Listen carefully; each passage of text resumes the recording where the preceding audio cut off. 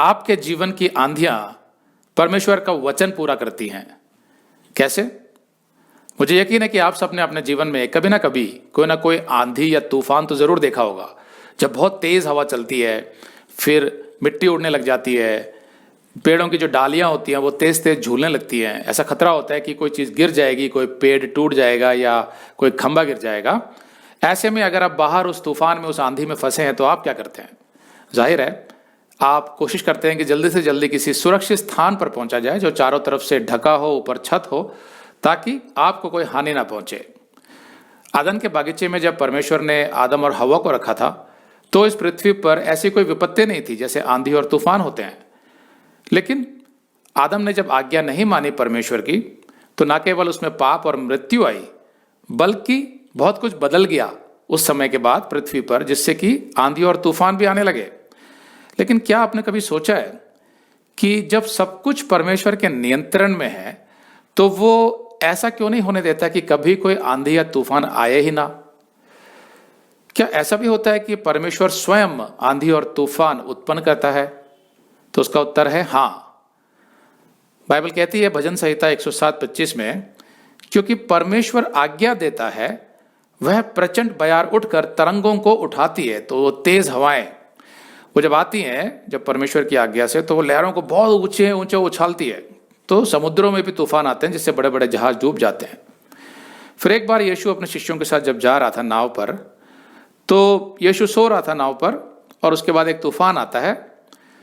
लूका 8:23 पर जब नाव चल रही थी तो यीशु सो गया और झील पर आंधी आई और नाव पानी से भरने लगी और वे यानी शिष्य जोखिम में थे। तब उन्होंने पास आकर यीशु को जगाया और कहा, हे स्वामी स्वामी, हम नाश हुए जाते हैं। तब उसने उठकर आंधी को और पानी के लहरों को डांटा और वे थम गए और चैन हो गया। तो जब उसमें यह सामर्थ्य है कि वो लहरों को शांत कर सकता है, तूफान को रोक सकता है, तो सवाल यह उठता है कि फिर वो उन्हें पैदा ही क्यों करता है, उत्पन्न ही क्यों करता है, जैसे मैंने पिछली आयत में बताया। तो जैसे इन शिष्यों ने देखा कि यीशु ने उसको शांत कर दिया, लेकिन उससे पहले बिना परमेश्वर के नियंत्रण के, बिना उसकी आज्ञा के वो तूफान आ ही नहीं सकता था, तो फिर वो आने ही क्यों देता है? लेकिन बाइबल ये भी सिखाती है कि जब वो आंधी और तूफान लेके आता है आपके जीवन में, उससे परमेश्वर का वचन, परमेश्वर का उद्देश्य पूरा होता है।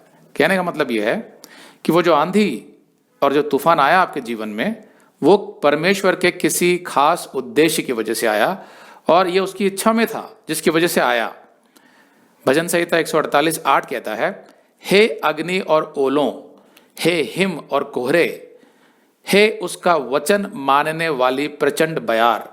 वचन मानने वाली यानी कि जो भी आप देखते हैं इस प्रकार की विपत्तियां जिसमें आंधी आ रही है, तूफान आ रहा है, वो परमेश्वर का वचन मानने वाली है। परमेश्वर की आज्ञा उसके नियंत्रण में है, उसके बाहर नहीं है वो। तो क्या था उद्देश्य जब यीशु अपने शिष्यों के साथ जा रहा था और यह तूफान उसने आने दिया, फिर शांत किया? उसके बीच में क्या उद्देश्य था यीशु का? लूका 8:25, और यीशु ने उनसे कहा, तुम्हारा विश्वास कहां था?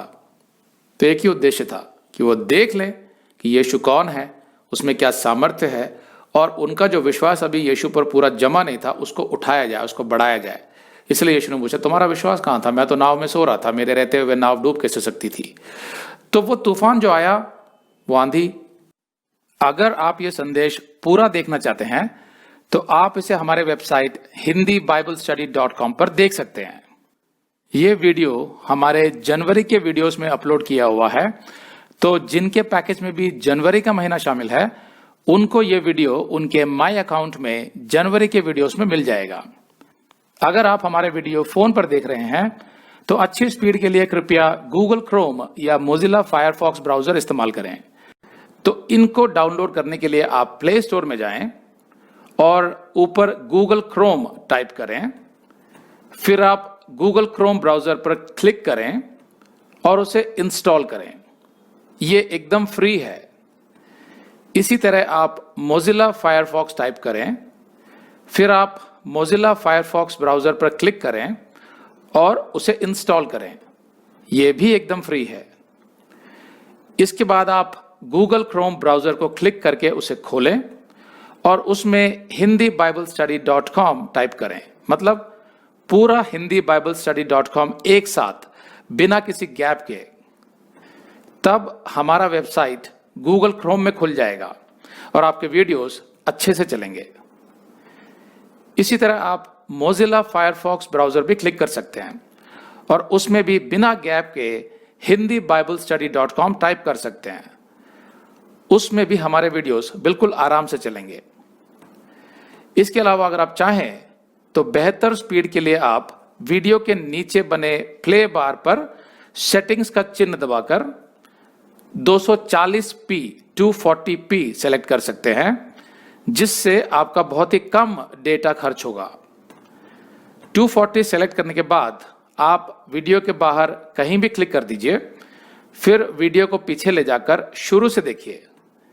अगर आप हमारे वेबसाइट के विषय में जानकारी हासिल करना चाहते हैं तो आप YouTube पर हमारा संदेश देख सकते हैं, जिसका शीर्षक है एक विशेष सूचना, हमारी मिनिस्ट्री का अगला चरण, second phase of our ministry.